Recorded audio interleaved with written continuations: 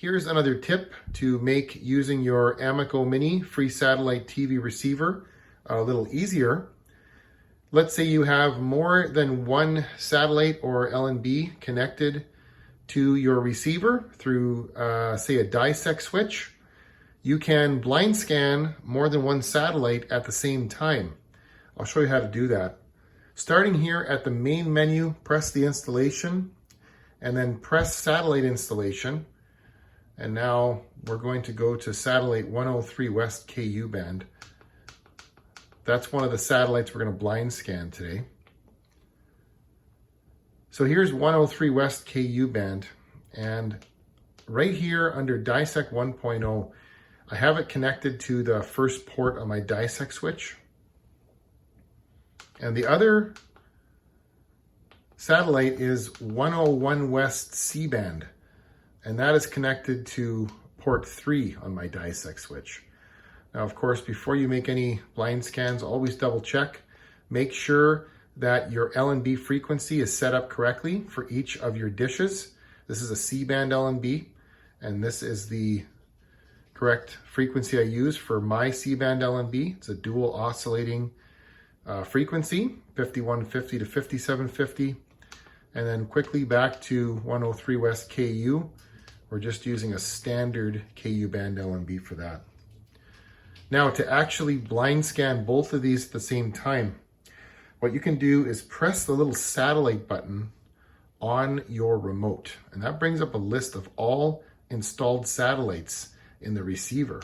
Now we can just cycle through the list here and just select the satellites we want to blind scan all together. Here's 103 West KU band, so we'll press OK, and you see the little check mark that comes up there.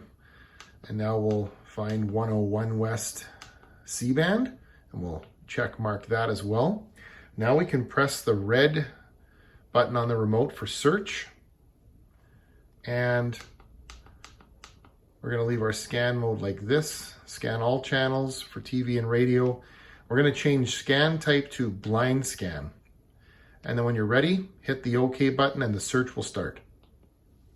Here come the channels for 101 West C band. You can see Me TV and Story TV there, Heroes and Icons. There's Start TV and Movies, Decades, all of those Weigel Diginets with all the classic TV shows on them. And now that 101 West C band has ended, the scan for 103 West KU band automatically starts, and here come the NBC and Cozy channels.